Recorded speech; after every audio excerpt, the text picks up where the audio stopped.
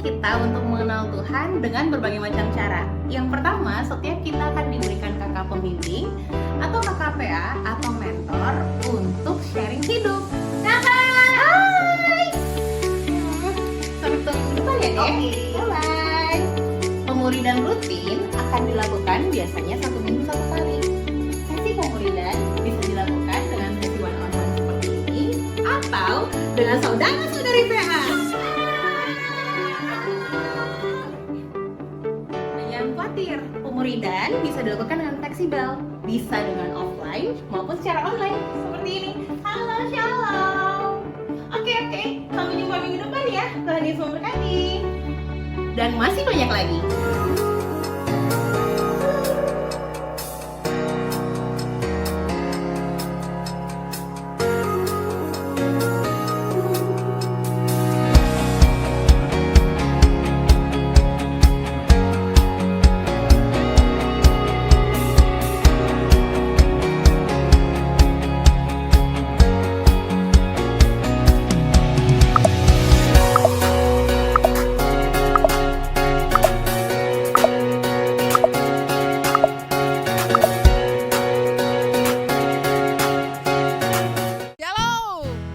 Selamat siang murid-murid Kristus dimanapun kalian berada.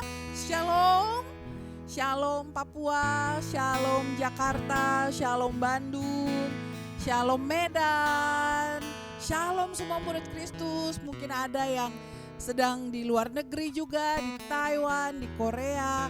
Shalom, damai sejahtera bagimu.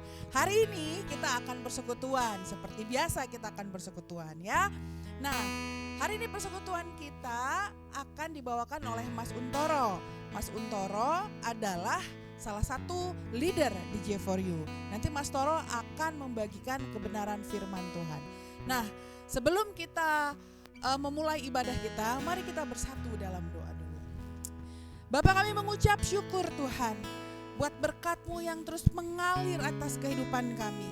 Kami bersyukur karena Kau begitu baik, Kau begitu mengasihi kami Tuhan. Siang hari ini kami mau bersekutu Tuhan. Kami mau Tuhan mendapatkan makanan yang baru yang daripada-Mu. Mari Tuhan Yesus, biar setiap persekutuan kami hari ini Tuhan menjadi dupa yang harum di hadapan-Mu. Kami mau menikmati hadirat-Mu Tuhan. Kami mau menikmati firman-Mu di persekutuan hari ini Bapa. Kami mulai persekutuan kami dalam nama Tuhan Yesus. Yang percaya sama-sama kita katakan amin. Oke, saudara percaya bahwa Tuhanlah selalu kekuatan kita, amin? Amin? Amin ya. Nah, mari saya mau ajak kita untuk sama-sama muji sembah Tuhan.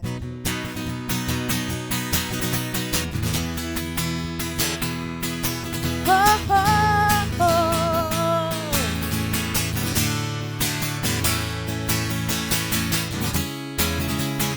Sama-sama katakan, Tuhanlah kekuatan dan maksudku, Dia gunung batu dan keselamatanku. Katakan, hanya padamu hatiku percaya, Kaulah menara dan kota perlindungan. Ku mau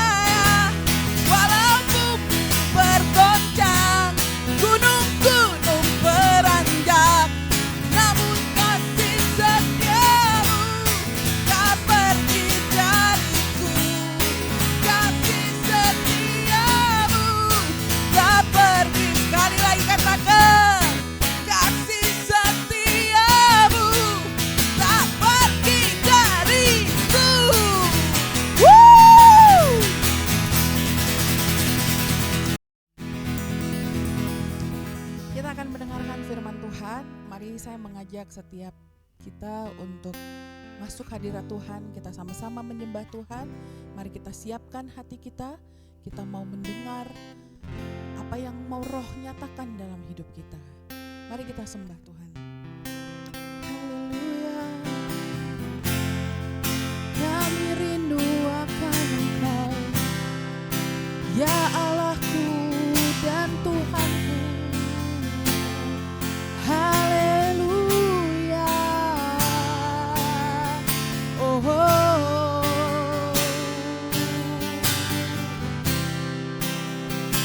Kau Allah yang besar, Kau maha mulia, Kau yang kami nantikan. Oh, Kaulah yang kami rindukan. Setiap firman-Mu kesukaan bagiku. Oh, ya rarabaya shande.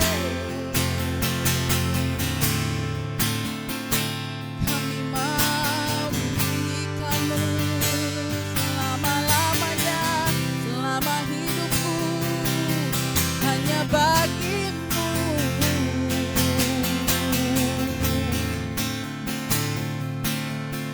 Yes, Jesus. Selidiki aku, lihat hatiku, apakah ku sungguh mengasihi-Mu, Yesus. Kau yang maha tahu dan menilai hidupku. Tak ada yang tersembunyi bagi. Mari sama-sama katakan, selidiki aku, selidiki aku. Oh, lihat hatiku, apakah ku sungguh mengasihi Yesus. Kau yang maha tahu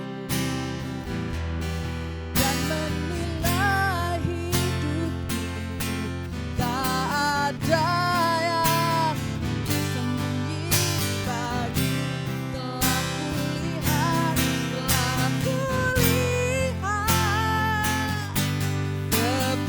kebaikan-Mu yang tak pernah habis di hidupku. Berjuang sampai akhirnya, Kau dapati aku tetap setia. Telah kulihat kebaikan-Mu yang tak pernah habis di hidupku. Ku berjuang sampai akhirnya, Kau dapati aku tetap setia. Mari selidiki hati kami yang paling dalam, Tuhan. Mari selidiki, Tuhan. Bicara pada setiap kami, Bapa. Apa yang ingin Kau ubahkan dalam hidup kami, Tuhan. Selidiki aku, lihat hatiku, apakah ku sungguh mengasihi Yesus. Kau yang maha tahu dan menilai hidupku. Tak ada yang tersembunyi bagi. Telah kulihat kebaikan-Mu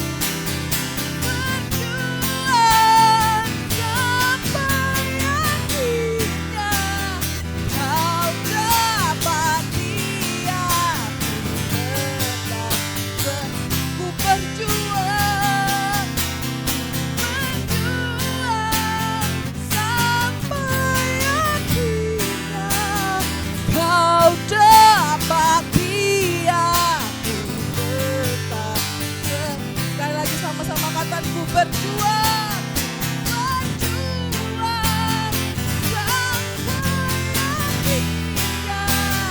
kau dapati aku tetap setia.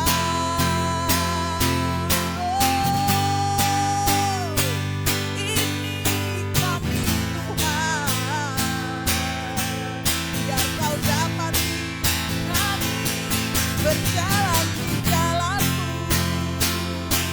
sepanjang hidup kami. Haleluya, haleluya, tak berkesudahan kasih setiamu atasku sepanjang hari.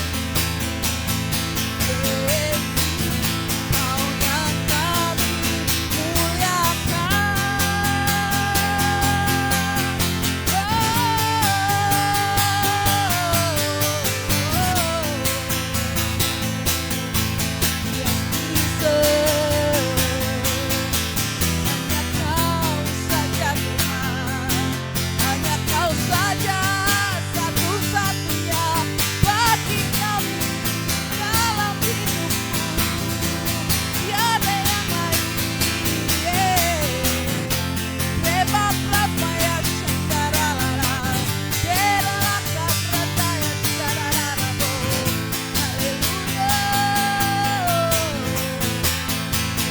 Yes, Jesus.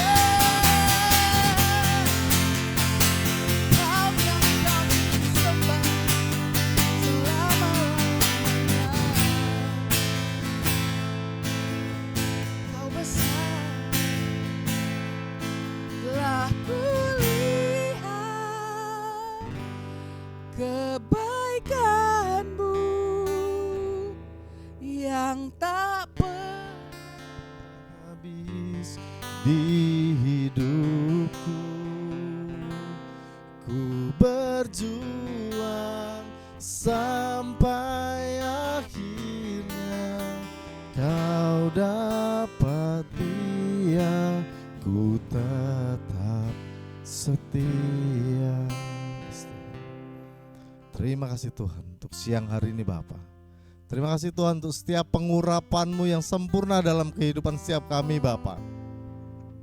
Kau Allah yang membimbing, Kau Allah yang menuntun kami masuk dalam setiap jalan yang Kau sediakan bagi kami Bapa.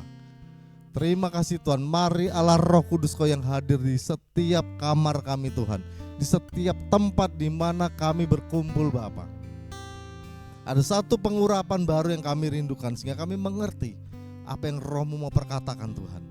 Kami mau mendengar dengan jelas, kami mau mendengar dengan kuat Tuhan. Lawat setiap saudara-saudaraku Tuhan, lawat setiap hamba-hamba-Mu ini Tuhan, sehingga dia mengerti Bapa, kami mengerti Tuhan maksud dari yang Kau sediakan hari ini untuk kami Tuhan. Kami siap untuk makan banyak hari ini Tuhan. Di dalam nama Yesus kami berdoa mengucap syukur, haleluya, amin. Oke, saudara-saudara, shalom semuanya ya. Siapa yang teman-teman aja lah ya. Ya meskipun online tapi ya ini tidak menghalangi ya. Hari ini ya saya mau tunjukkan siapa sebenarnya Anda ya, siapa sebenarnya kamu, siapa sebenarnya kita ya. Seperti apa sih Tuhan ciptakan kita, itu harusnya seperti apa. Ya kita akan belajar hari ini ya. Jadi siapin catatannya, kalau ada yang Roh Kudus sampaikan ya jangan dilawan. Wah Mas Toro bilangnya seperti ini, enggak. Kalau Roh Kudus memberikan satu pengertian, catat baik-baik ya. Nah siapkan Alkitabnya, alat tulisnya ya, dan jangan disambi, sayang ya kalau ini lewat begitu aja sayang ya. Firman hari ini perkatakan bahwa itu buat saya ya. Yuk kita sama-sama ya perkatakan, Tuhan, oke ikuti saya ya. Tuhan, firman hari ini adalah buat saya ya. Bercaralah Tuhan sehingga saya mengerti, dalam nama Yesus, amin. Ya, sudah siap? Ya, kita akan masuk. Ya, yang di sini juga ya, wah semangat banyak orangnya ya. Ya, hari kita akan belajar bagaimana menaklukkan kelemahan sehingga bisa dipakai Tuhan dengan hebat. Saya gini saudara, untuk dipakai Tuhan itu sebetulnya nggak ada hebat nggak hebat, ngerti nggak saudara? Dipakai Tuhan sendiri itu sudah pasti hebat. Kenapa? Karena Tuhan yang pakai, ya. Tuhan yang suruh untuk lakukan sesuatu. Kalau Tuhan yang suruh, Tuhan yang pakai kita, itu udah pasti hebat hasilnya. Ya, jadi nggak ada itu namanya dipakai Tuhan biasa-biasa aja, itu nggak ada. Kalau sampai kita dipakai Tuhan, ingat ya bahwa kalau kita dipakai Tuhan itu pasti jadinya hebat.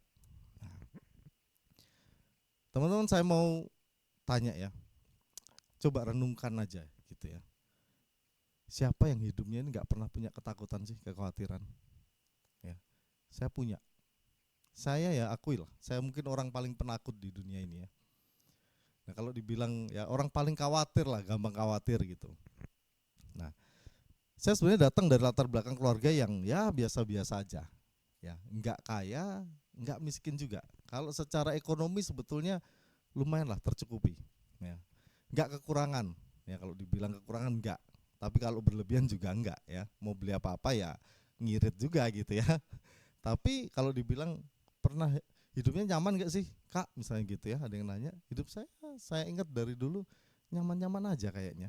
Ya, buat saya nyaman. Ya, minimal bisa makan KFC sebulan sekali lah. Ya. Bapak ibu saya itu pegawai negeri. Ya, ibu saya guru SD di desa. Bapak saya itu pegawai ASN lah ya, sekarang ASN di departemen, mungkin kalau sekarang namanya PUPR. Ya, bukan pejabat tapi lumayan lah ya. Penyertaan Tuhan luar biasa ya. Tapi meskipun hidup saya itu enggak apa ya, kalau dibilang berkekurangan enggak ya, saya tetap punya rasa takut tuh ya. Saya punya kekhawatiran. Dulu khawatir enggak lulus SMPTN ya, takut enggak punya temen, takut enggak bisa beli barang-barang ya, khawatir kalau ke sekolah melakukan kesalahan, takut saat mungkin nggak tahu sekarang ada nggak yang namanya kelas meeting ya. Jadi olahraga itu ya, kalau biasanya udah selesai semester ya ada olahraga ya, berkegiatan bersama, itu takut, bahkan takut kalau dipilih. Coba ya, biasa kalau orang kan wah saya mau ikut gitu ya, jadi tim voli sepak bola, saya takut dipilih ya, minder soalnya ya. Ada banyak ketakutan dalam hidup saya.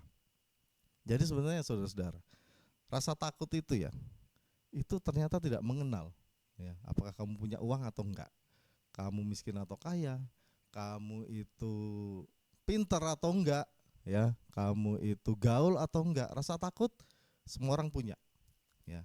Setiap orang pasti punya kekhawatirannya sendiri-sendiri ya. Kalau kata orang ya itulah namanya manusia, itulah namanya hidup. Kalau enggak khawatir namanya enggak hidup gitu ya. Nah, tapi mari kita lihat ya. Kita buka dulu sekarang. Mari kita buka satu firman Tuhan dari kitab Kejadian.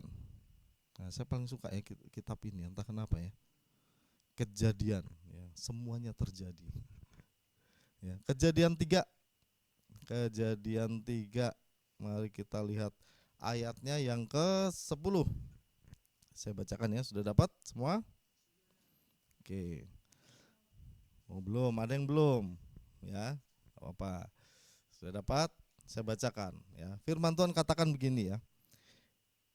Ia menjawab, ya ini siapa? Ya ini Adam ya. Ia menjawab, ketika aku mendengar bahwa engkau ada di dalam taman ini, aku menjadi takut karena aku telanjang. Sebab itu aku bersembunyi. Menarik ya saudara ini sebetulnya ya. Kejadian 3 ini, inilah ketakutan pertama muncul di Kejadian 3. Sebelumnya tidak ada kata takut. Adam nggak pernah bilang aku takut ini Tuhan, aku khawatir, nggak pernah. Tapi di sini Adam bilang aku takut sebab aku telanjang. Ya, saya baca-baca, saya cari, ternyata kata takut pertama kali muncul di Kejadian 3 kalau di dalam Alkitab. Ya, bukan di Kejadian 1, bukan di Kejadian 2. Kejadian 1 isinya apa? Penciptaan Tuhan, Tuhan sebagai pencipta. Kejadian 2 berisi tentang manusia. Dan Kejadian 3 bicara tentang kejatuhan manusia ya. Di pasal yang ketiga ini ya. Disinilah kata takut pertama kali muncul ya. Kapan kata takut ini muncul? Saat Adam sadar bahwa dia telanjang. Emang selama ini gimana kok Adam tiba-tiba dia takut telanjang? Emang dia diciptakan pakai baju, pakai celana jeans itu? Enggak kan? Dia diciptakan memang udah telanjang. Sehari-hari dalam bayangan saya di Taman Eden dia lari-lari nggak pakai celana itu ya. Hawa juga sama. Tuhan juga nggak kali itu aja datang ke Taman Eden. Tapi Tuhan datang ya. Yang kali ini Adam bilang, aku takut Tuhan karena aku telanjang. Kenapa ketelanjangan yang sebelumnya tidak jadi masalah itu kemudian jadi masalah buat Adam? Karena dia jadi punya pengetahuan setelah makan buah dari pohon pengetahuan bahwa telanjang itu salah. Ya, masalah ya saudaraku, masalah tidak akan jadi masalah kalau kamu tidak tahu bahwa itu adalah sebuah masalah buatmu. Ya enggak? Ya. Contohnya kalau kamu enggak tahu nih ya, mukul orang itu salah. Mukul orang itu sakit, ya, menyakitkan, menyakiti. Udah pasti kemana-mana kau pukulin aja orang, santai aja, ya. Nah tapi bedanya apa? Contohnya, karena kita semua tahu nyontek itu nggak benar. Siapa di sini yang percaya bahwa nyontek itu benar? Nggak ada ya. Saya sendiri udah fasih ya, mastering in mencontek ya, contek mencontek itu dari ini kali ya, dari SD kali ya. SMP sering, SMA apa lagi? Wah, nyontek berjamaah ya, bersama-sama nyonteknya. Tapi setiap kali nyontek ya, apakah kita tenang aja ngelakuin percontekan itu? Enggak kan? Kita selalu ngerasa bersalah, kita selalu ngerasa takut, jangan-jangan nanti ketahuan. Tapi kenapa tetap dilakukan? Ya.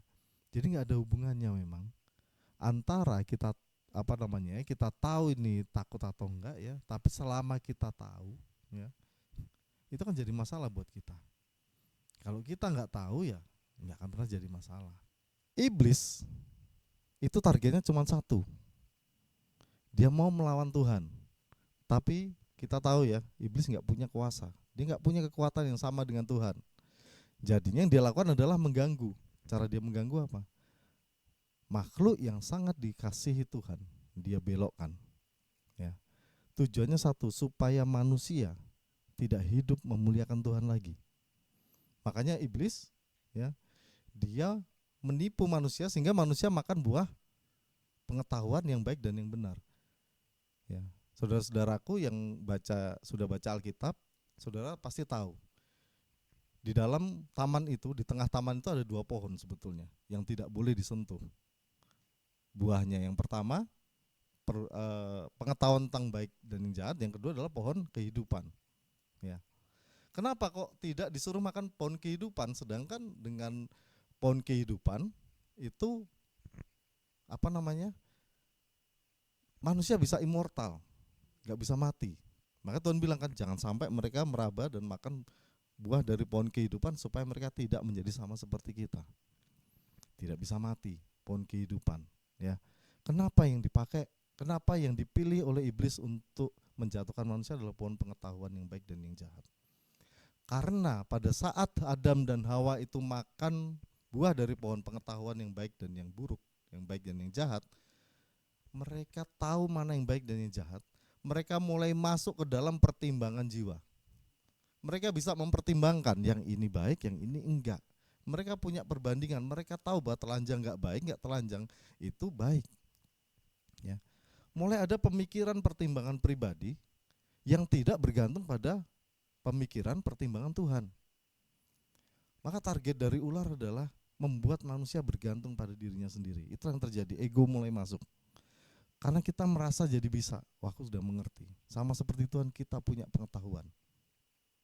Itulah kenapa yang dipilih oleh iblis, ini pohon ini baik untukmu. Karena awalnya kan Adam tuh nurut ya. Adam tuh gak pernah punya ketakutan.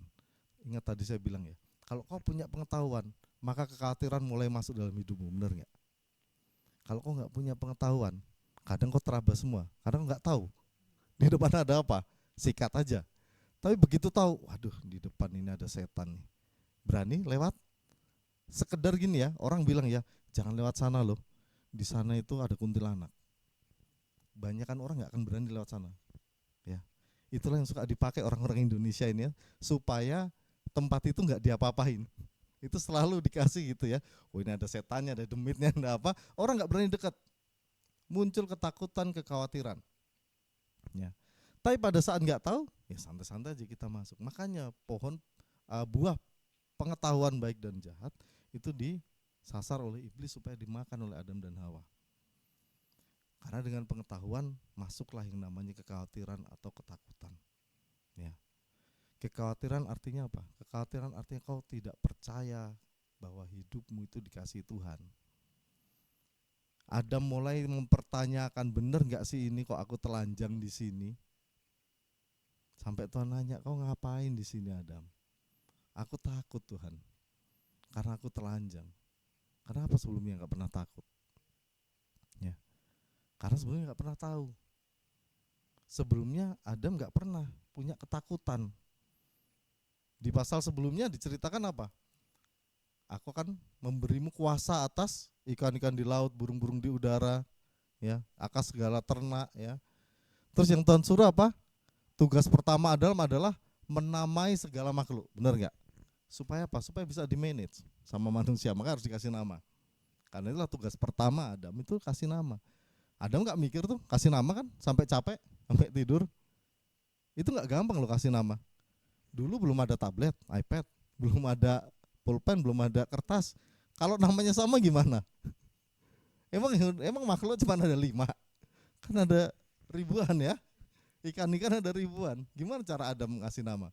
Tapi nggak ada kekhawatiran, nggak mikir tuh dia. Waduh, nanti kalau ikan ikan bawal nih apalagi namanya ya. Nggak pernah, dia jalan aja. Kenapa? Karena dia percaya yang disuruhkan Tuhan. Dia nggak mikirin ini bakal gimana. Pokoknya Tuhan suruh aku lakukan. Ya. Apakah artinya kita nggak boleh punya pengetahuan? Enggak, kita boleh belajar, kita boleh punya pengetahuan. Tapi gantungkan dirimu sama Tuhan sehingga kau tidak punya ketakutan. Dan kita bicara, kenapa saya bicara ketakutan? Karena semua kelemahan manusia sumbernya adalah pada ketakutan hidupnya. Ya. Kau harus menaklukkan kelemahanmu, kau harus menaklukkan ketakutanmu. Kau harus, kalau kemarin firman yang Sabtu lalu ya bilang bahwa yang pertama harus kita taklukkan adalah diri kita. Ketakutan dari dalam diri itulah yang harus kita kalahkan yang pertama kali. Ya. Jadi manusia sebetulnya tidak diciptakan dengan ketakutan pada mulanya.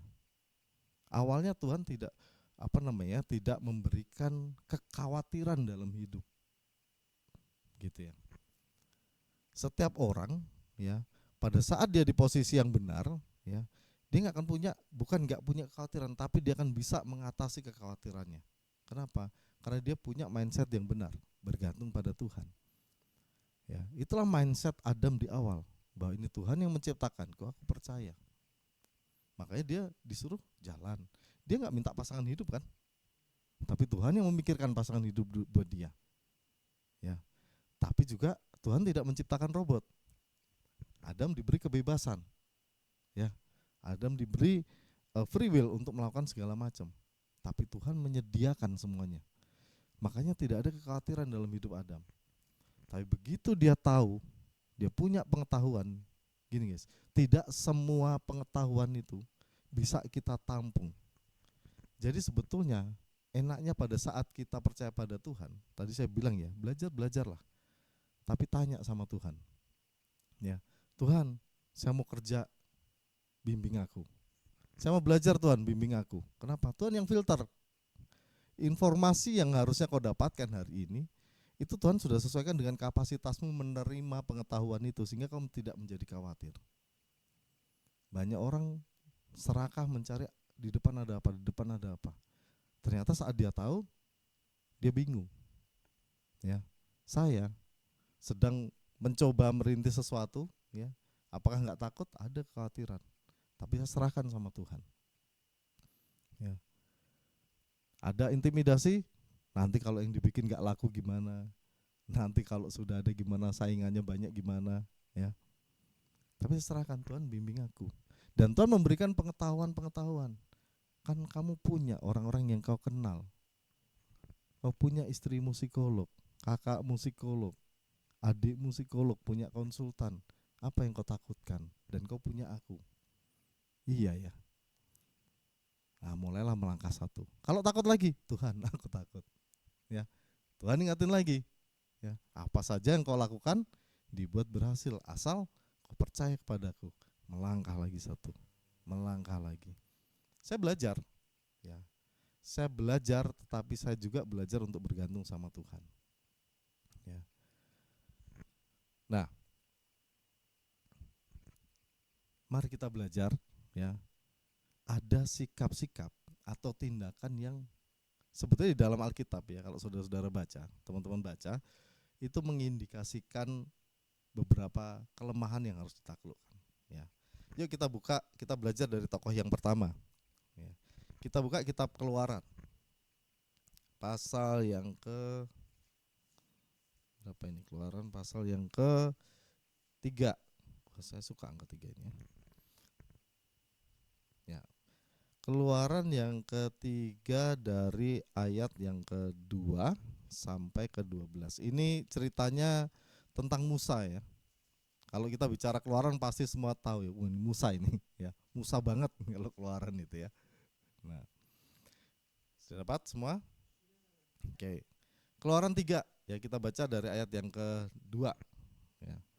Ini adalah Musa dipanggil setelah dia kabur dari Mesir. Ayat 2 katakan, firman Tuhan katakan, ya, lalu malaikat Tuhan menampakkan diri kepadanya di dalam nyala api yang keluar dari semak duri. Lalu ia melihat dan tampaklah semak duri itu menyala tetapi tidak dimakan api. Musa berkata, baiklah aku menyimpang ke sana untuk memeriksa penglihatan yang hebat itu. Mengapakah tidak terbakar semak duri itu?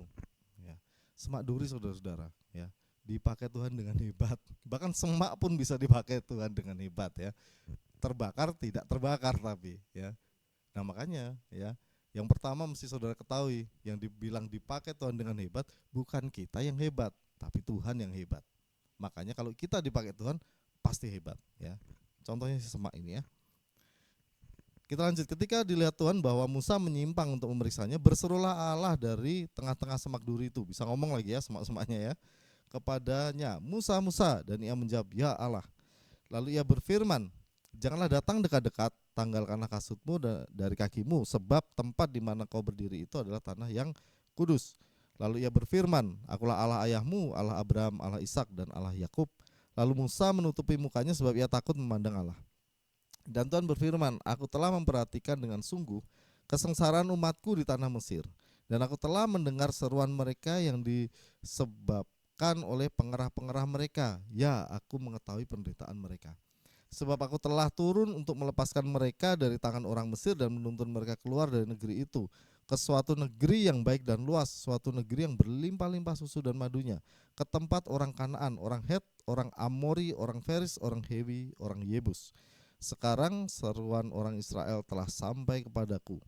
Juga telah kulihat betapa kerasnya orang Mesir menindas mereka. Jadi sekarang pergilah, aku mengutus engkau kepada Fir'aun untuk membawa umatku orang Israel keluar dari Mesir. Tetapi Musa berkata kepada Allah, siapakah aku ini? Maka aku yang akan menghadap Fir'aun dan membawa orang Israel keluar dari Mesir. Lalu firman-Nya, bukankah aku akan menyertai engkau? Inilah tanda bagimu bahwa aku yang mengutus engkau. Bila engkau telah membawa bangsa itu keluar dari Mesir, maka kamu akan beribadah kepada Allah di gunung ini. Sampai ayat 12 dulu, ya. Ini cerita yang terkenal tentang Musa dipanggil Tuhan, ya. Nah, di sini kita lihat, ya. Ayat 11 Musa sudah berargumen. Baru dibilang, siapakah aku ini Tuhan? Apa yang kita bisa lihat? Ada satu tidak percaya diri, keminderan yang Musa punya, ya. Padahal di atasnya Tuhan udah bilang cerita banyak banget, ya. Aku udah gini, udah gitu. Gak didengar semua sama Musa. Dia cuma bilang, siapa aku ini Tuhan? Padahal, apakah Musa tidak mengenal Allah? Musa mengenal Tuhan. Dari mana saya tahu? Itu di ayat yang semak bicara itu, jawabnya langsung, ya Allah. Dia bilang gitu. Kenapa Musa tahu dia Allah? Karena Musa mengenal sebetulnya siapa Allahnya. Akulah Allah ayahmu, Allah Abraham, Ishak dan Yakub. Dia mengenal. Ya, maka dia bisa merespon seperti itu. Kita lanjut ke ayat 17 ya. Langsung lompat ke ayat 17. Jadi aku telah berfirman, aku akan menuntun kamu keluar dari kesengsaraan di Mesir menuju ke negeri orang Kanaan, orang Het, orang Amori, orang Feris, orang Hewi dan orang Yebus, ke suatu negeri yang berlimpah-limpah susu dan madunya. Dan bila mana mereka mendengarkan perkataanmu, maka engkau harus beserta para tua-tua Israel pergi kepada raja Mesir, dan kamu harus berkata kepadanya. Ya, strateginya udah ada ya. Tuhan Allah orang Ibrani telah menemui kami, oleh sebab itu izinkanlah kiranya kami pergi ke padang gurun 3 hari perjalanan jauhnya untuk mempersembahkan korban kepada Tuhan Allah kami. Tetapi aku tahu bahwa Raja Mesir tidak akan membiarkan kamu pergi kecuali dipaksa oleh tangan yang kuat. Ayat 20, tetapi aku akan mengacungkan tanganku dan memukul Mesir dengan segala perbuatan yang ajaib yang akan kulakukan di tengah-tengahnya. Sesudah itu ia akan membiarkan kamu pergi. Dan aku akan membuat orang Mesir bermurah hati terhadap bangsa ini, sehingga bila kamu pergi, kamu tidak pergi dengan tangan hampa. Tetapi tiap-tiap perempuan harus meminta dari tetangganya, ya. Tiap-tiap perempuan harus meminta dari tetangganya dan dari perempuan yang tinggal di rumahnya. Barang-barang apa? Perak, emas, kain-kain yang akan kamu kenakan kepada anak-anakmu lelaki dan perempuan. Demikianlah kamu akan merampasi orang Mesir itu. Strateginya dikasih, ya. Modalnya dikasih, ya. Keluar bahkan tidak dengan tangan hampa. Ini Tuhan janjikan bahwa kalau kamu lakukan, ya, ini semua akan terjadi padamu. Dia bukakan seluruhnya. Tuhan tidak menahan dari Musa. Apa yang mau dia lakukan, dia bukakan semuanya, ya. Tuhan kasih rencana itu detail banget, ya. Bahkan sampai apa yang harus dilakukan, ya. Raja Mesir akan menolakmu, dia hanya akan melepaskanmu kalau ada tangan yang kuat yang mendorong dia. Itu kan artinya sebetulnya kita cuma tinggal dengar, ya. Kamu bisa lakukan A, B, C, D, E. Musa sebenarnya tinggal dengar. Dia tinggal okein, dia tinggal lakuin sebetulnya, ya. Tuhan udah kasih semuanya, ya. Kalau saya jadi Musa mungkin, ya, lihat semak-semak bisa bicara sama terbakar gak kebakar aja udah amazed gitu, ya. Ini siapa yang bisa kayak gini? Kalau dia aja bisa bikin kayak gini, dia tahu tentang semuanya, tentang penderitaan orang Israel.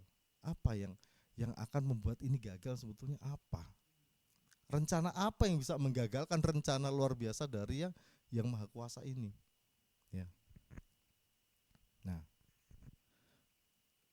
tapi ya kita lihat sedikit Keluaran 4 lanjutannya, ayat yang ke-10 deh.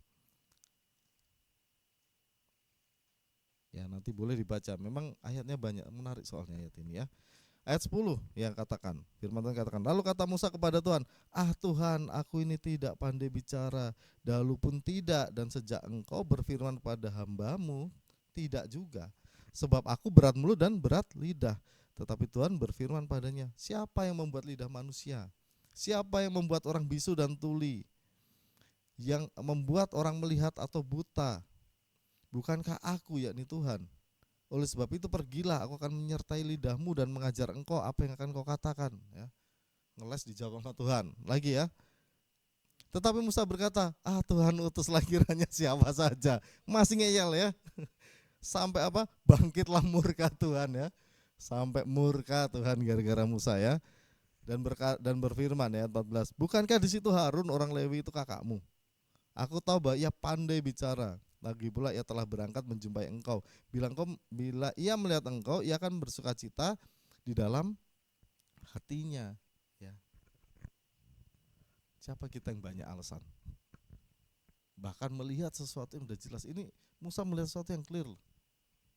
Apalagi yang dibutuhkan selain janji-janji dan itu semua benar, ya, masalahnya. Bagaimana Tuhan tahu kondisi Israel?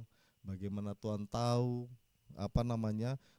berapa tulah yang harus dilakukan.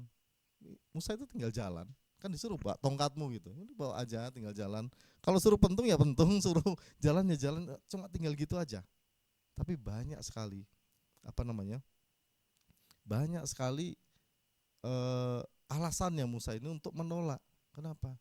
Ada minder karena masa lalunya, ada ketakutan di dalam dirinya, aku ini udah kabur dari Mesir karena mau dibunuh, kok sekarang disuruh balik. Dia fokus pada kekhawatiran dan ketakutannya, sehingga pada saat Tuhan panggil dia nggak dengar Tuhan ngomong apa.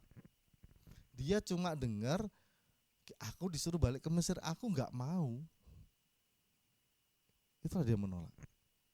Ya. Tapi Tuhan kalau sudah pilih orang, ya, ini kalau sekali lagi nggak mau ya, mungkin nggak dipakai ya. Nah, tapi untungnya kan ada Musa kembali ke Mesir ya, ayat 18. Artinya Musa akhirnya jalan gitulah dengan segala macam argumennya itu. Tapi ya, kenapa Musa berargumen? Karena ada kekhawatiran dalam hidupnya. Nanti kalau aku balik ke sana aku dibunuh, mungkin ya yang dipikirkan. Saya pas saya mencoba menempatkan diri, kalau saya Musa jangan-jangan saya juga gitu ya, takut disuruh balik nggak mau. Ya, saya udah bunuh orang di sana. Ya, di sana hukumnya keras. Saya ini cuma anak angkat, anak adopsinya Firaun. Dia tidak akan membela saya. Ya, ngapain saya harus balik ke sana? Saya sudah enak hidup di sini. Mertuaku imam besar di Midian, ternakku banyak, domba dan kambing melimpah. Aku hidup dalam kemakmuran, kesejahteraan. Aku udah punya istri, anakku 2. Ngapain lagi aku harus ke sana? Berapa banyak di kita yang kalau dipanggil Tuhan dalam kondisi kayak gitu. Artinya dia berasa bahwa kalau aku balik ke sana aku harus bersiap untuk meninggalkan ini semua dan berhadapan dengan konflik yang sangat besar. Yang kulawan adalah raja. Mungkin itu yang dipikirkan oleh Musa. Ya. Karena itu ada ketakutan di dalam Musa. Dia menjadi lemah, ya, dia menjadi timid, dia menjadi minder, dia menjadi enggak mampu bergerak. Sampai Tuhan harus berkali-kali menyatakan dirinya, sampai harus berkali-kali ya mengatakan aku menjamin. Sebenarnya semua yang dibilang Tuhan itu kan aku menjaminmu, lo udah jalan aja. Aku yang jamin. Bukankah aku yang menciptakan orang bisu dan tuli, sampai dia bilang gitu ya. Sampai Tuhan bilang gitu ya. Bukankah aku yang menciptakan ini, menciptakan itu? Masih kau enggak percaya? Jalan aja. Nah, saudara, sebetulnya kita yang sering menghalangi pekerjaan Tuhan. Ya, karena kita punya ketakutan, kita lebih sayang sama ketakutan kita. Jadi pada saat Tuhan mau pakai nggak bisa. Kenapa? Karena kau takut. Kau takut untuk masuk dalam hal yang baru. Munculnya apa? Tindakanmu. Satu yang bahaya, banyak alasan. Ya, hati-hati dengan banyak alasan. Hati-hati dengan kalau salah, sibuk cari alasan. Gimana caranya supaya aku gak dihukum? Itu tanda-tanda orang yang memanage, mengelola ketakutannya dan kelemahannya. Itulah orang yang banyak alasan. Ya. Kalau Musa tidak mengalahkan reasoningnya dia dan berangkat ke Mesir, tidak keluar itu bangsa dari tanah Mesir. Ya, ini masih di sana, masih ditindas. Mungkin akan lain cerita. Mungkin nabinya lain, bukan Musa, ya. Bisa jadi. Karena Tuhan sudah berkehendak pasti terjadi sebetulnya, ya. Nah, mungkin Musa jadi enggak dipakai. Nah, hati-hati membuat alasan-alasan dalam hidupmu. Jadi kalau kau merasa enggak mampu, jangan pakai alasan. Tanya sama Tuhan, Tuhan, aku mampu enggak ya? Tuhan akan bilang, ya. Kalau memang buat gini, bukan kamu mampu atau tidak menurut Tuhan, tapi apakah betul itu harus kau lakukan atau tidak. Karena kalau Tuhan bilang itu harus kau lakukan, Tuhan akan sertai. Seperti yang ini kan Musa harus lakukan nih ya, Tuhan sertai. Tuhan semacam dalam tanda kutip itu memaksa Musa untuk balik ke sana. Ya. Nah, untungnya ada titik di mana Tuhan udah mulai murka, ya. Musa untungnya nggak ngeyel, dan dia lakukan tuh, dia jalan. Maka dia bisa dipakai. Hasilnya apa? Hebat. Keluar dari tanah Mesir, memimpin jutaan, ratusan ribu mungkin ya, sampai jutaan orang Mesir, orang Israel keluar dari tanah Mesir. Ya. Tidak ada saudara-saudara hal yang baik keluar dari banyak alasan. Capek kak, nggak mau kak. Kenapa? Aku kerja udah sibuk banget ini. Sesibuk apa sih? Ya, KKPA saya cuma suka nanya itu, sesibuk apa? Coba lihat agendamu kayak apa, ya. Banyak bikin alasan untuk tidak melakukan sesuatu padahal kau nggak sadar bahwa yang harus kau lakukan ini, kalau kau menang, kamu lakukan dan kamu menyelesaikan, ada hal besar yang Tuhan sediakan. Dan kau terlewat gara-gara apa? Banyak alasan. Jadi hati-hati dengan banyak alasan. Taklukkan banyak alasan. Banyak alasan itu menunjukkan kelemahanmu. Orang yang banyak alasan adalah orang yang lemah. Gak ada orang kuat itu banyak alasan. Nah, gak punya agenda, itu kakak PA saya suka bilang ya, fail to plan is plan to fail. Nah, ya itu pasti ada kegagalan dalam hidupmu. Ini hal sederhana, tapi kita suka bilang bahwa kakak ini cerewet amat sih. Ya. Hati-hati dengan banyak alasan. Itu yang pertama. Sikap yang pertama, kelemahan yang harus kamu hilangkan ya. Karena kekhawatiran, jangan banyak alasan, hilangkan. Mulai lakukan saja. Mari kita buka yang berikutnya di kitab 1 Raja-Raja, pasal yang ke-19.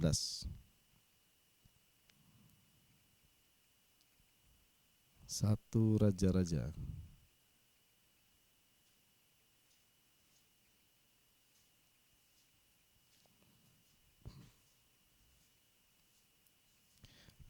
Ya, 1 Raja-Raja pasal yang ke-19 ayat yang ke-3. Ya. Ini nabi kedua yang saya mau bawa ceritanya, Nabi Elia. Cocok ya, Musa dan Elia yang ketemu sama Tuhan Yesus ya di gunung di Mount Tabor ya. Oke, saya bacakan ya. Firman Tuhan katakan, maka takutlah ia lalu bangkit dan pergi menyelamatkan nyawanya. Dan setelah sampai ke Beersheba yang termasuk wilayah Yehuda, ia meninggalkan bujangnya di sana. Tetapi ia sendiri masuk ke padang gurun sehari perjalanan jauhnya, lalu duduk di bawah sebuah pohon arar. Kemudian ia ingin mati ya. Katanya, cukuplah itu sekarang ya Tuhan, ambillah nyawaku sebab aku ini tidak lebih baik daripada nenek moyangku. Sudah itu ia berbaring dan tidur di bawah pohon arar itu. Tapi tiba-tiba seorang malaikat menyentuh dia dan berkata padanya, bangunlah, makanlah. Ketika ia melihat sekitarnya, maka pada sebelah kepalanya ada roti bakar dan sebuah kendi berisi air. Lalu ia makan dan minum, kemudian berbaling pula ya. Guler-guleran lagi ya. Tetapi malaikat Tuhan datang untuk kedua kalinya menyentuh dia, berkata, bangunlah, makanlah, sebab kalau tidak perjalananmu nanti terlalu jauh bagimu. Maka bangunlah ia, lalu makan dan minum, dan oleh kekuatan makanan itu ia berjalan 40 hari 40 malam lamanya sampai ke gunung Allah, yaitu Gunung Horeb. Allah menyatakan diri di Gunung Horeb. Di sana masuklah ia ke dalam sebuah gua dan bermalam di situ. Maka firman Tuhan datang padanya demikian, apa kerjamu di sini, hai Elia? Jamnya, aku bekerja segiat-giatnya bagi Tuhan Allah semesta alam, karena orang Israel meninggalkan perjanjianmu, meruntuhkan mesbah-mesbahmu, dan membunuh nabi-nabimu dengan pedang. Hanya aku seorang dirilah yang masih hidup, dan mereka ingin mencabut nyawaku. Lalu firman-Nya, keluarlah dan berdiri di atas gunung itu di hadapan Tuhan. Maka Tuhan lalu, angin besar dan kuat ya, yang membelah gunung-gunung dan memecahkan bukit-bukit batu mendahului Tuhan. Tetapi tidak ada Tuhan di dalam angin itu. Dan sudah angin itu datang gempa, tapi tidak ada Tuhan dalam gempa itu. Dan sudah gempa datang api, tetapi tidak ada Tuhan dalam api itu. Sudah api datang bunyi angin sepoi-sepoi. Segera sudah Elia mendengarnya, ia menyelubungi mukanya dengan jubahnya, lalu pergi keluar berdiri di pintu gua itu. Maka datanglah suara kepadanya berbunyi, apa kerjamu di sini, hai Elia? Diulang ya, tadi ditanya, apa kerjamu di sini? Yang kedua ditanya lagi, apa kerjamu di sini, Elia? Ya. Artinya posisi Elia nggak betul ya. Ngapain kamu di sini gitu ya? Jawabnya, aku bekerja segiat-giatnya. Jawabannya pun sama ya. Jawabnya, aku bekerja segiat-giatnya bagi Tuhan Allah semesta alam, karena orang Israel meninggalkan perjanjianmu, meruntuhkan mesbah-mesbahmu, membunuh nabi-nabimu dengan pedang. Hanya aku seorang dirilah yang masih hidup, dan mereka ingin mencabut nyawaku. Firman Tuhan kepadanya, pergilah, kembalilah ke jalanmu melalui padang gurun ke Damsyik. Dan setelah engkau sampai, engkau harus mengurapi Hazael menjadi raja atas Aram. Juga Yehu, cucu Nimsi, haruslah kau urapi menjadi raja atas Israel. Dan Elisa bin Safat dari Abel Mehola harus kau urapi menjadi nabi menggantikan engkau. Maka siapa yang terluput dari pedang Hazael akan dibunuh Yehu, siapa yang terluput dari pedang Yehu dibunuh oleh Elisa. Tetapi aku akan meninggalkan 7.000 orang di Israel, yakni semua orang yang tidak sujud menyembah Baal, yang mulutnya tidak mencium dia. Ya. Elia pun sudah melihat perbuatan besar Tuhan. Ya. Dia melihat bagaimana kering menjadi hujan, ya segumpal awan dan segala macam. Dia yang gak punya makan dikasih makan, gagak bawa makannya. Siapa kalau nggak nyuruh? Kalau nggak Tuhan yang menyuruh. Ya, ada hamba Tuhan bilang dikasih makannya daging, padahal gagak makannya daging. Ada gitu gagak berbagi? Nggak ada. Ya, gagak nggak sharing, tapi dia jadi sharing karena Tuhan.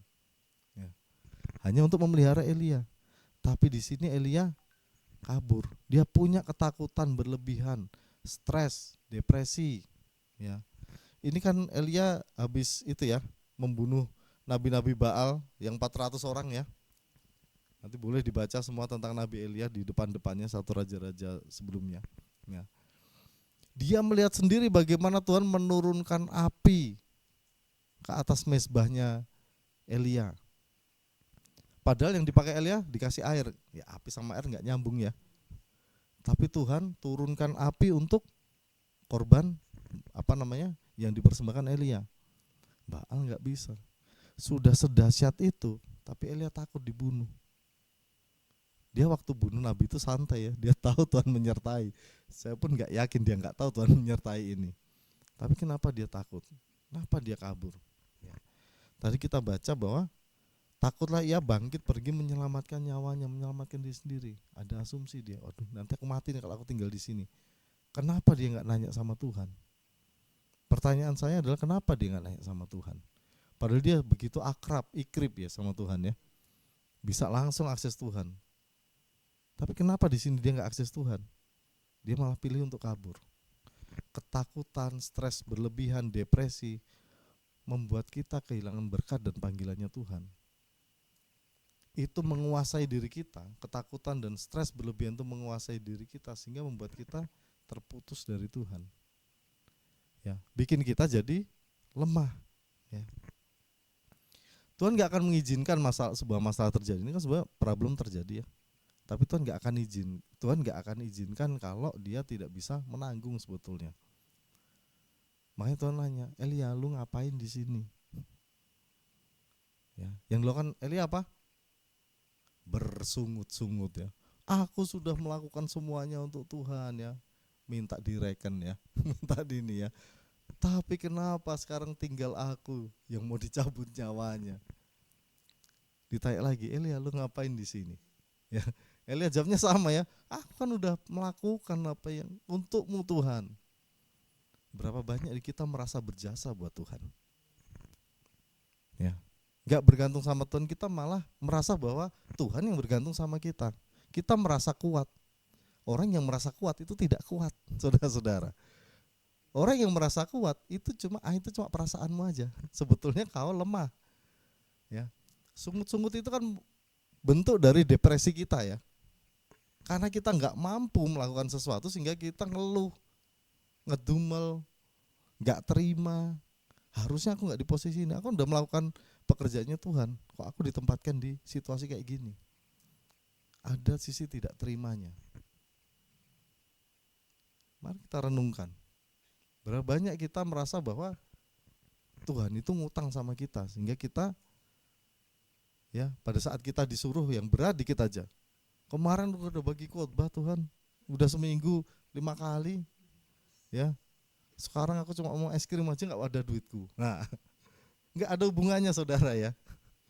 Nggak ada hubungannya antara kita sukses dengan apa yang kita lakukan. Karena apapun yang Tuhan berikan untuk kita, itu ada maksudnya. Dalam situasi seburuk apapun, ya, itu Tuhan bolehkan terjadi supaya engkau kuat. Karena Tuhan tahu engkau lemah, maka dia kuatkan dengan konflik. Tidak ada ya gini, tim olahraga aja lah. Saya suka bola dulu, sekarang nggak pernah lihat sih. Ya.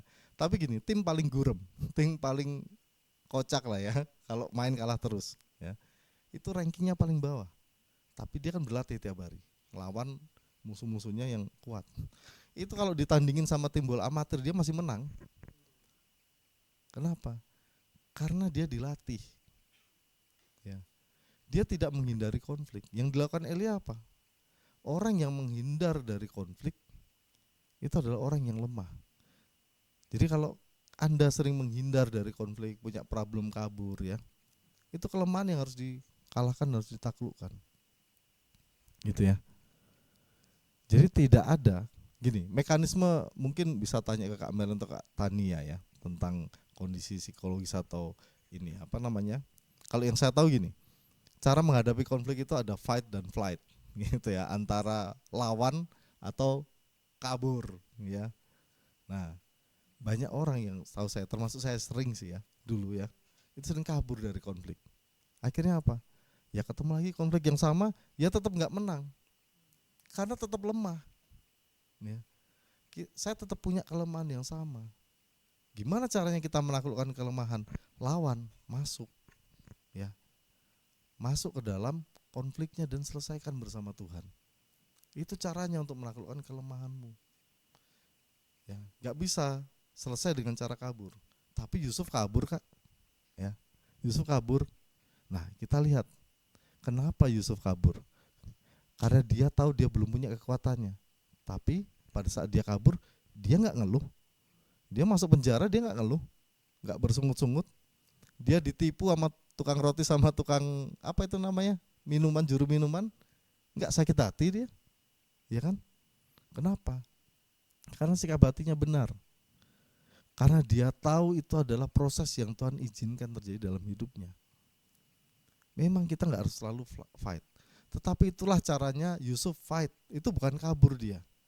Dia fight karena tahu dia aku belum punya kekuatan, nggak bisa aku stay. Ya. Tapi ada orang yang bahkan belum mengukur dirinya di hadapan Tuhan udah kabur duluan. Ada mau ditambahin ya, mau dinaikin jadi manajer. Saya ketemu orang yang nggak mau dinaikin jadi manajer. Kenapa? Karena nanti takut kerjanya nambah, Kak. Takut nggak ini apa namanya, nggak bisa bebas lagi. Harus masuk setiap hari, ya. Padahal teman-teman WFH, ya 4 hari libur, satu bukan libur sebetulnya WFH ya, 1 kerja di kantor. Nanti saya harus 5 hari kerja di kantor, ya. Kabur. Gimana dia jadi kuat? Gimana dia jadi berkembang gitu? Gak bisa orang berkembang kalau stay di situ aja, ya. Jadi kabur. Itu ujungnya banyak orang ya kalau kabur itu dia akan bersungut-sungut. Ya. Itulah bentuk depresi. Jadi stres, depresi ya harus dilawan. Ya. Nah, yang berikutnya, ya, yang kedua, kalahkan stresmu, kalahkan depresimu. Jangan banyak beralasan, ya, lakukan saja. Ya. Yang kedua, jangan banyak bersungut-sungut. Jangan banyak ngeluh, lakukan saja. Cara menaklukkan kelemahan adalah melakukan, ya, bukan merenungkan, tapi lakukan. Satu cerita lagi, ya, kita buka di Bilangan. Bilangan pasal yang ke-13 tentang 12 pegintai. Kita langsung saja ke ayat yang ke-17. Sudah dapat? Saya bacakan. Ya, tentang 12 pengintai ya. Dari masing-masing suku ada 1 yang diambil untuk mewakili ya. Kecuali Lewi, nanti bisa dibaca itu ya. Maka Musa menyuruh mereka untuk mengintai, ayat 17 ya. Maka Musa menyuruh mereka untuk mengintai tanah Kanaan. Katanya kepada mereka, pergilah dari sini ke tanah Negeb dan naiklah ke pegunungan. Dan amatilah bagaimana keadaan negeri itu. Apakah bangsa yang mendiaminya kuat atau lemah? Apakah mereka sedikit atau banyak? Ayat 19. Dan bagaimana negeri yang didiaminya? Apakah baik atau buruk? Bagaimana kota-kota yang didiaminya? Apakah mereka diam di tempat-tempat yang terbuka atau di tempat yang berkubu? Ayat 20. Dan bagaimana tanah itu? Apakah gemuk atau kurus? Apakah ada di sana pohon-pohonan atau tidak? Tabahkanlah hatimu, bawalah sedikit dari hasil negeri itu. Waktu itu ialah musim hulu hasil anggur. Ini Musa ya. Musa memerintahkan 12 orang pengintai dari setiap suku. Ya. Ada perwakilan sukunya. Kenapa? Supaya setiap orang tahu ini loh yang dijanjiin Tuhan. Tujuannya apa sih Musa menyuruh pengintai? Kan bukan untuk mempertanyakan janji Tuhan ya. Musa tidak mempertanyakan janji Tuhan. Tuhan janjikan kau akan kubawa ke negeri yang melimpah susu dan madunya. Musa panggil dari setiap suku, sini kalian semua, masing-masing satu. Pergi ke sana, intai, lihat. Ada apa di sana, lihat. Ini yang Tuhan janjikan, kau harus melihat. Itu baik loh. Iman itu kan tidak melihat namun percaya. Ini dikasih lihat dulu supaya kau percaya. Itu udah baik. Intai. Tugasnya jelas ya. Mereka disuruh untuk satu, melihat kondisi bangsa yang berdiam di sana. Ya kan? Dua, ya, yang disuruh kedua apa? Melihat kondisi tanahnya. Benar kan? Yang ketiga, cuma disuruh untuk bawa barang bukti dari tanah yang dijanjikan Tuhan. Dibilang bahwa ini musim menuai berarti kan ya. Hulu buah anggur artinya sedang musim berbuah anggurnya ya. Perintahnya jelas, menggali informasi saja ya. Pergi ke sana, gali informasi tentang orangnya, tentang tanahnya, tentang hasilnya. Terus bawa pulang lapor. Simple ya. Nah, kita lanjut sedikit ayat 22 dan 23. Saya lanjutin ya. Mereka berjalan melalui tanah Negeb lalu sampai ke Hebron. Di sana ada Ahiman, Sesai, dan Talman, keturunan Enak. Hebron didirikan 7 tahun lebih dulu dari Soan di Mesir. Ketika mereka sampai ke lembah Eskol, dipotong merekalah di sana suatu cabang dengan setandan buah anggurnya. Lalu berdua mereka menggandarnya. Juga mereka membawa beberapa buah delima dan buah ara. Ya. Mereka melihat ada keturunan orang-orang Enak. Ya, orang Enak itu raksasa ya. Jadi banyak orang perkasa atau orang kuat di sana. Mereka melihat itu. Ya. Tadi yang dibilang, lihat mereka kuat atau lemah. Sebenarnya persiapan ya. Mereka itu orang-orang yang dikhususkan Tuhan untuk ditumpas. Kan itu Tuhan yang bilang ya. Nah, lihat itu ya. Sebetulnya Musa cuma mau bilang,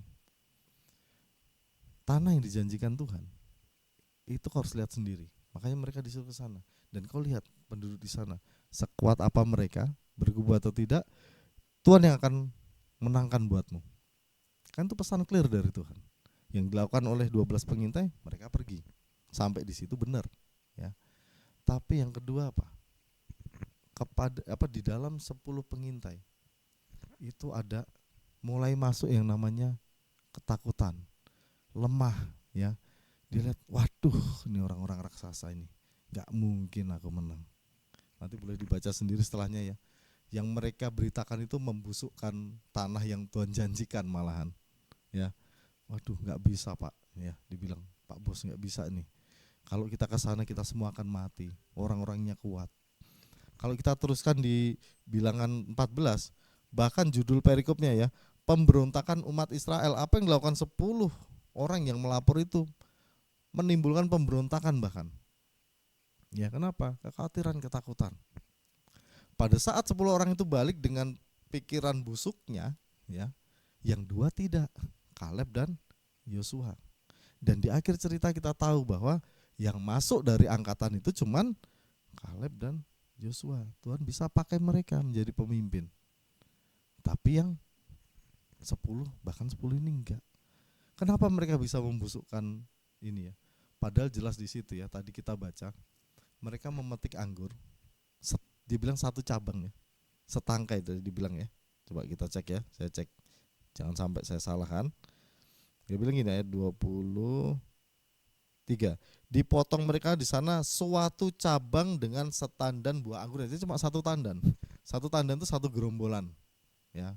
Pernah makan anggur kan semua? Ya. Lihat ya, satu tangkai isinya banyak buah. Nah, dia ambil setandan. Terus dibilang apa? Yang menarik buat saya adalah kata menggandar. Menggandar itu memikul. Satu di depan pakai pikulan, satu di belakang. Sejayan apa buah anggurnya? Setandan isinya berapa ratus butir sampai harus digandar, sampai harus dipikul 2 orang. Hasil yang kayak gitu ya, tertutup oleh semua kekhawatiran dan kelemahan. Ya. Dia khawatir, waduh nanti kalau lawan itu kalah, lawan Sesai, lawan Ahiman, gimana caranya melawan mereka? Kok mikir caranya? Kan Tuhan udah kasih. Ya. pengetahuan ya kepada orang yang tidak bergantung sama Tuhan jadi kelemahan. Tapi pengetahuan pada orang yang mengenal Tuhan jadi kekuatan. Yosua mengenal Tuhan seumur hidupnya. Kaleb dari Yehuda ya. Saya percaya dia mengenal Tuhan. Karena Kaleb dia justru yang pertama memotivasi ya. Saya lupa, mungkin bisa nanti dicari di situ. Enggak, kita pasti menang. Itu Kaleb yang bicara kayak gitu. 10 yang lain ngomong enggak bisa. Kaleb bilang, bisa, kita pasti menang. Dasarnya apa? Ya dasarnya Tuhan, janji Tuhan. Enggak ada yang lain. Yang dilihat sama. 12 orang kan lihat enggak beda-beda ya. Enggak ada yang satu lihat raksasa, yang lihat tuyul kan enggak kan. Kan dilihat raksasa semua, bener enggak? Kaleb juga lihat raksasa ya. Si 10 itu ngeliat raksasa, Yosua ngeliat raksasa. Tapi kenapa berbeda respons? Karena Kaleb gak mau dimakan dalam kelemahannya. Kaleb gak mau kekhawatirannya ya. Dia arahkan kekhawatirannya, aku percaya pada Tuhan. Itu yang harus kita lakukan dalam setiap konflik. Makanya tadi saya bilang ya, kalau mau belajar, Tuhan bimbing aku belajar. Kenapa? Pengetahuan kita boleh, tapi pengetahuan gini, kita punya Tuhan yang hidup. Punya Tuhan yang punya semua pengetahuan lengkap. Karena dia yang ciptakan, gimana dia gak tahu ya. Kemarin ada virus COVID ya, semua orang ketakutan ya. Saya juga khawatir sama ya. Bukan berarti saya gak khawatir. Tapi setiap kami khawatir ya, saya bersyukur dimuridkan. Setiap khawatir, Tuhan aku khawatir. Ini gimana ya? Gak pernah kena tuh ya. Mau ngelayanin, mau pergi ke kantor, pernah disuruh kantor, oke saja, nggak pernah kena. Ya, bukan saya imun, tapi saya percaya, ya Tuhan memberikan hikmat sehingga saya nggak aneh-aneh. Pengetahuan yang dari Tuhan itu sudah difilter sama Tuhan buatmu. Itulah kenapa setiap kali kita melangkah, tanya sama Tuhan. Tuhan, aku harus gimana nih? Caranya gimana? Aku mau pindah kerjaan, boleh nggak? Sekarangkah waktunya atau enggak? Waktu yang salah bisa membuat promosimu terhambat soalnya ya. Nah, hal yang berbeda terjadi pada Yosua dan Kaleb. Tadi saya bilang ya, di antara seluruh angkatannya Yosua itu kan mati semua ya. Yang masuk itu kan ponakan-ponakan sama cucu-cucunya Yosua dan Kaleb ini gitu ya. Cuma 2 orang, bahkan Musa nggak masuk ya, tapi 2 orang ini masuk. Nah,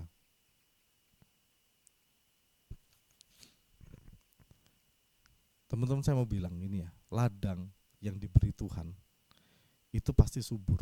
Makanya kalau kita bilang dipakai Tuhan dengan hebat, kalau kau melayani Tuhan tepat di ladang yang ditunjukkan Tuhan, pasti jadi. Enggak mungkin enggak.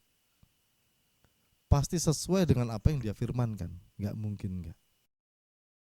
Satu hal dari cerita ini, dari ketiga cerita ini ya, yang sama apa sih? Yang sama, tiga-tiganya punya pengetahuan dan kekhawatiran ya. Jadi pengetahuan itu bisa jadi kelemahan kita, saudara-saudara. Taklukkan pengetahuanmu di bawah pengetahuan Kristus. Itu yang harus kita lakukan. Jadi kalau kau mau menaklukkan kelemahanmu, taklukkan dirimu, taruh dirimu di bawah pengetahuannya Kristus. Taruh dirimu di bawah kaki Kristus. Rendahkan hatimu, rendahkan dirimu di hadapan Tuhan ya. Kau akan tetap khawatir, percayalah. Tetapi kau akan punya solusinya dan kau akan punya keberanian ya. Gini, orang yang menaklukkan kelemahan itu bukan orang yang berusaha sendiri dengan kekuatan sendiri. Aku nggak mau stres. Kan banyak ya sekarang ya. Gimana caranya healing, konseling, punya psikolog pribadi segala macam ya. Boleh saja. Nggak ada yang bilang nggak boleh. Tapi bukan itu jawabannya. Ya, orang yang bisa menaklukkan kelemahannya adalah orang yang berkali-kali masuk ke dalam proses Tuhan, memaksakan dirinya untuk sekali lagi aku melawan konflik yang Tuhan sediakan. Cara satu-satunya menaklukkan kelemahan adalah bersama Tuhan masuk ke dalam konflik. Bersama Tuhan hadapi problem yang ada padamu hari ini. Ingat, bersama Tuhan kata kuncinya. Ya. Kekuatan kita dari mana sih, teman-teman? Kekuatan kita dari Tuhan. Karena Tuhan yang ciptakan kita, Dia yang tahu, ya. Mungkin kadang kita fail ya mengukur kemampuan diri, tapi Tuhan enggak. Tuhan kasih konflik. Ingat bahwa kenapa itu Yesus bilang ya, sangkal dirimu, pikul salibmu. Karena salib dari Tuhan, konflik yang dari Tuhan, ya, beban yang dari Tuhan, itu kan udah ukur. Sehingga kau bisa angkat, sehingga kau bisa jalan dan kau menang. Ya. Jadi kau nggak perlu berpikir pusing-pusing. Terus gimana caranya kalau gitu? Oke, langkahnya yang pertama, ya, kamu harus menerima Yesus secara pribadi. Nggak bisa enggak. Kenapa? Karena untuk bisa menang melawan kelemahan, itu hanya bisa dengan membawa Roh Kudus dalam hidupmu. Ya, saya ingat satu hamba Tuhan bilang bahwa jangan kau tinggalkan Roh Kudus itu di rumah, bawa kemana-mana dia pergi. Supaya apa? Karena Roh Kudus itu menolongmu di dalam kelemahanmu salah satunya. Ya. Jadi kalau kamu mau menaklukkan kelemahanmu, kau nggak bisa tanpa Roh Kudus. Saya nggak bisa menaklukkan kelemahan kalau nggak ada Roh Kudus dalam diri saya. Gimana caranya ada Roh Kudus? Terima Tuhan Yesus secara pribadi. Saya udah Kristen dari kecil, Kak. Enggak jaminan kau harus terima Tuhan Yesus pribadi. Kau harus mengundang Tuhan Yesus dalam hidupmu supaya Roh Kudus ada di dalam hidupmu. Yang kedua apa? Kenali Tuhanmu, baca firman-Nya, kenali janjinya buat hidupmu. Karena tanpa janjinya, ya kau cuma 50-50 akhirnya. Bikin usaha, ya, dapatkan janjinya. Kalau belum dapat gimana? Ya nggak apa-apa, kerjain aja dulu sambil terus didoakan. Ya. Supaya apa? Supaya kau nggak punya ketakutan yang nggak penting. Ya. Lalu yang ketiga, ya melangkah. Jangan cuma baca firman, ya, lahir baru tapi nggak mau melangkah. Kerjakan dong. Apa yang Tuhan suruh kerjakan, itulah iman. Ingat, ketakutan itu menghancurkan iman. Makanya kalau kita takut kita lemah. Kenapa? Imanmu runtuh. Kau menjadi tidak percaya.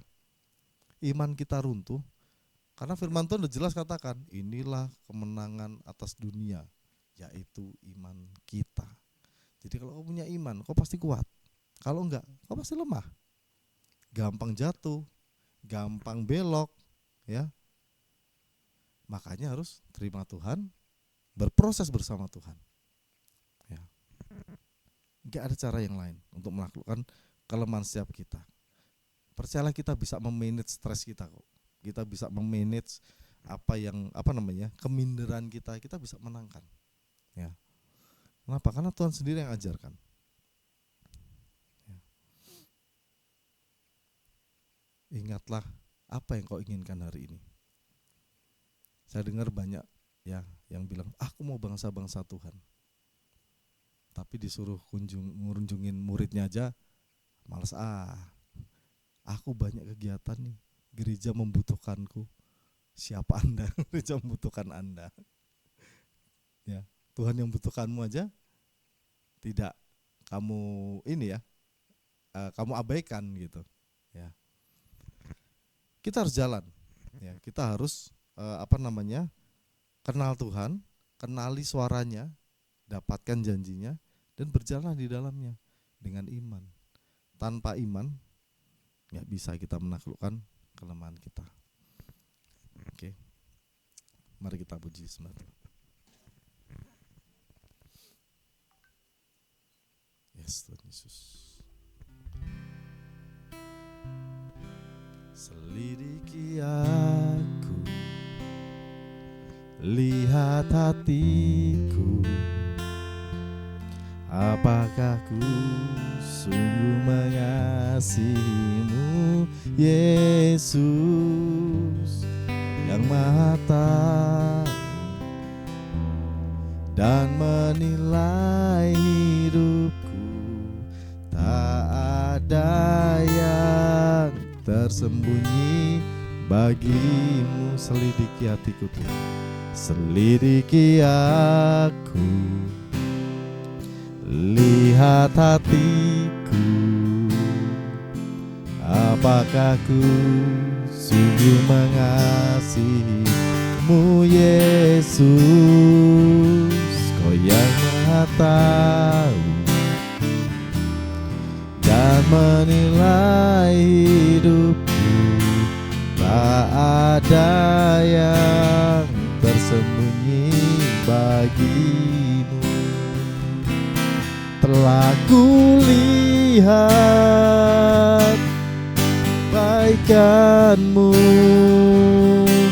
yang tak pernah habis di hidupku.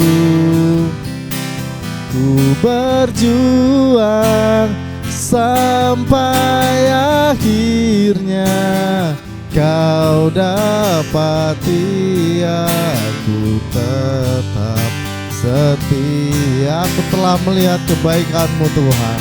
Kulihat kebaikan-Mu yang tak pernah habis di hidupku. Ku berjuang sampai akhirnya Kau dapati aku tetap setia. Ku berjuang sampai akhirnya Kau dapati aku tetap setia. Ku berjuang sampai akhirnya Kau dapati aku tetap setia. Yesus. Yang mengucap syukur Tuhan untuk persekutuan hari ini Bapa.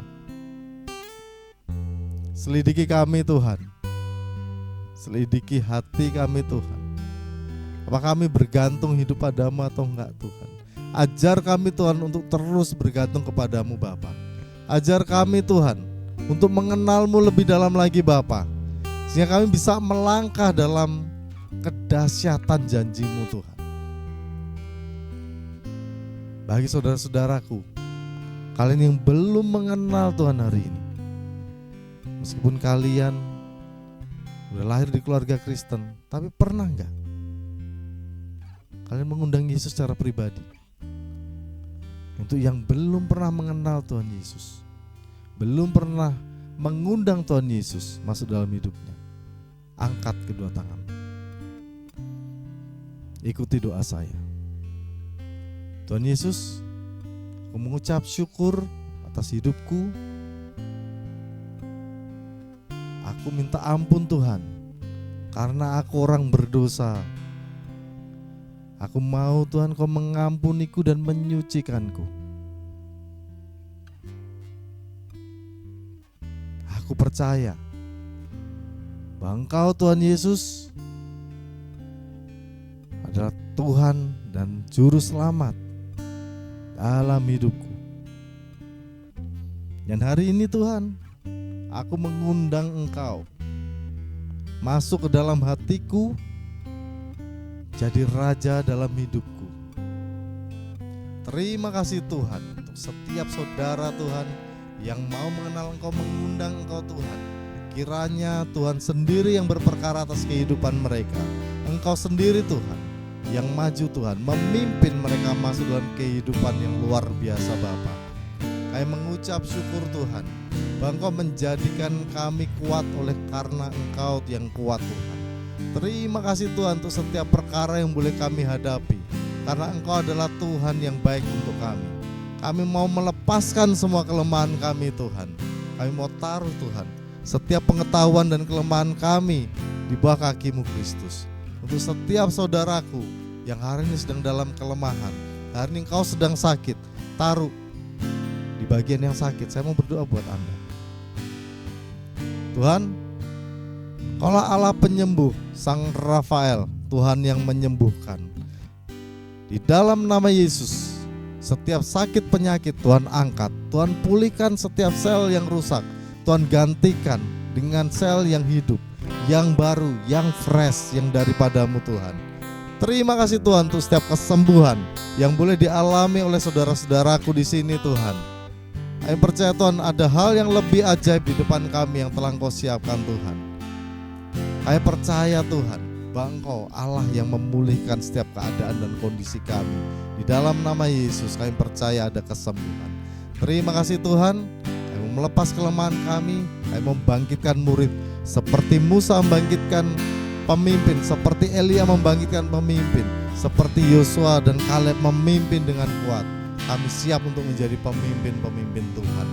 Terima kasih Tuhan untuk persekutuan hari ini. Berkati Tuhan setiap pelayan-Mu, musik Tuhan multimedia, mereka yang telah bekerja di ladang-Mu Tuhan, Kau yang memberkati kehidupan mereka. Kami mengucap syukur di dalam nama Yesus. Kami berdoa, haleluya, amin.